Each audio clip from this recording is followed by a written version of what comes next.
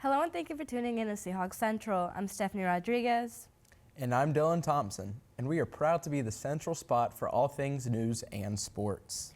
Today we'll hit a wide range of topics, from new construction plans to how the Office of Sustainability is handling mass amount of dead birds to a powerful new women-led club on campus.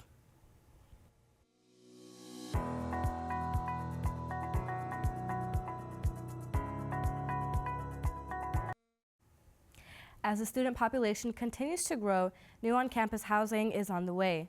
The Student Housing Village Phase 3 is set to break ground within the next year. Starting November 17th through the 24th, crews will start installing fencing and screening around the site. Beginning November 23rd, fencing will block the area between Regal Road, Belk Hall, Grand Parking Lot, and the Hub. A detour will be in place to guide pedestrians around the construction zone, which will temporarily close some sidewalks and affecting parking lots in the Grand Lot.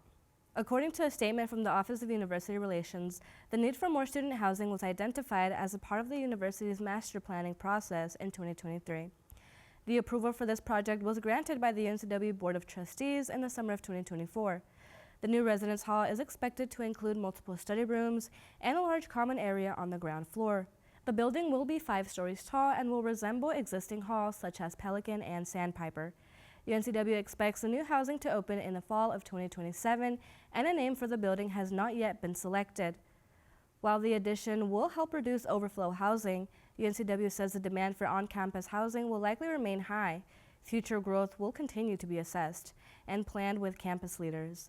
Now I'll kick things off over to Ava Cagino for more on how the Office of Sustainability is handling dead bird sightings on campus.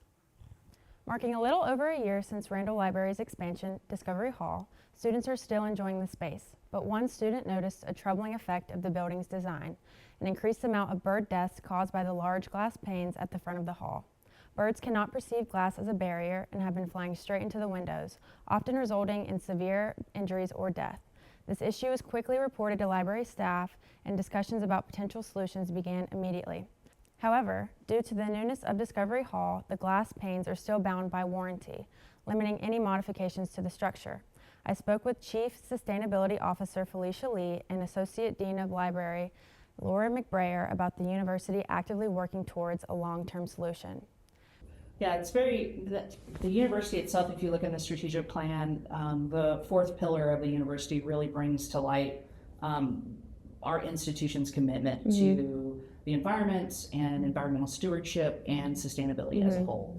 And I think it's an incredible thing to strive for, and finding that balance between our interacting within a space and recognizing the potential influences that we have on that space, and how do we mediate that to make it to where it's equal, right? Yeah. Like we're not overstepping our bounds, so to speak. Totally. They also mentioned a campus group, Seahawk Wildlife, that created a tracking tool on the app iNaturalist.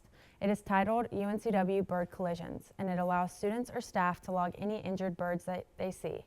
The data collected helps the university understand the scope of the problem. Now I'll send things off to Caroline Ramsey for more on our newest hockey team. Thanks, Ava. Since 2004, UNCW has only had a men's club ice hockey team, but now a group of dedicated women is ready to make their own mark on the ice. This new team, which is entirely student-led and primarily self-funded, has set a goal of $30,000 to secure a competitive season in the fall of 2026. Camila Cabrera Feliz, the team's treasurer, says funding is one of their biggest challenges, which is essential to afford jerseys, travel, and ice time. So far, I would say it's funding and getting our program out there. Since it's brand new, people ask, oh, we didn't know we have a team, we didn't know we have a club. But once we kind of build up a momentum, it should get easier. They have been holding fundraisers to inform and engage the community, including raffle baskets, pie-a-player events, and tabling. They even held a ceremonial puck drop at the recent men's ice hockey game to officially kick off their launch. President and founder Anna Warren says she hopes that they can play a few games this spring. Her #1 goal is building up women's hockey, given that there are only a few clubs across North Carolina. I want girls to be excited to come to UNCW. I want to give girls that outlet if they want to balance academics and athletics, where they don't feel like they need to be pressured to play like at a D1 or D3 level. The students involved don't see it as just a sports team.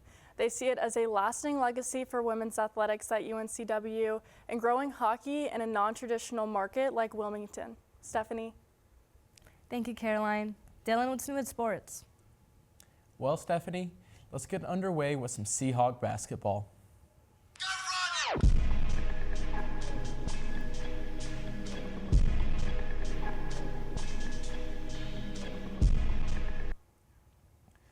To kick things off, we start with the women who are looking forward to following a road win against North Carolina Central.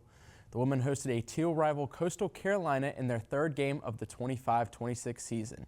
It was a physical and fast-paced game for the Hawks, facing the Chanticleers as they played in unity through all 4 quarters.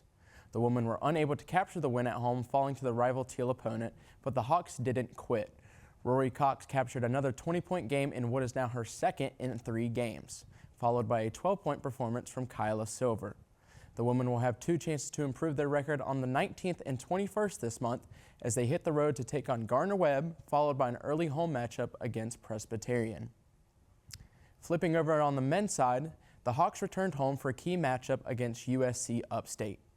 The men closed off their first half performance against Upstate with an impressive 24-8 run that was capped off by a Greedy Williams deep 3 to end the half. That momentum ending the half took into the second, where the Hawks dominated in all areas fundamentally and physically, where they out-rebounded and capitalized on their opponent's mistakes. In the eyes of all Seahawk fan bases, it was a complete win as 4 Hawks entered double digits, with Madison Durr leading the path with 16 of his own, followed by 14 from Nolan Hodge and 13 from Greedy Williams. The men will be seeking another electric crowd and performance as they will host rival ECU on the 18th of November, followed by a road trip to take on the Radford Highlanders. Marie, what else is new with sports? Well, UNCW volleyball had quite a weekend celebrating their seniors with a 2-game series against Stony Brook. On Friday, the Seawolves quickly dominated and swept the Volleyhawks in 3 games to win the match. Hannah Forbes led the team with 8 kills and 2 aces. Marnie Ursum followed behind with 6 kills and 4 blocks.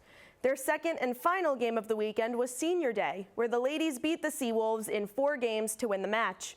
Hannah Forbes had a team-leading 15 kills along with 1 ace and 1 block. Lily Sullivan had 11 kills and 3 blocks. The Volleyhawks ended their season with an overall record of 5-21 and a conference record of 4-12. Dylan? Thank you, Marie, and way to keep us informed on our other UNCW sports. Well, that's all for this week's episode of Seahawk Central. If you have any newsworthy stories, email us at seahawkcentralnews@gmail.com. And make sure to stay up to date with all UNCW sports by following at Seahawk Central Sports _UNCW for updates and future exclusive content for the 2025-2026 year. I'm Dylan Thompson with sports. And I'm Stephanie Rodriguez with your news. We'll see you next week.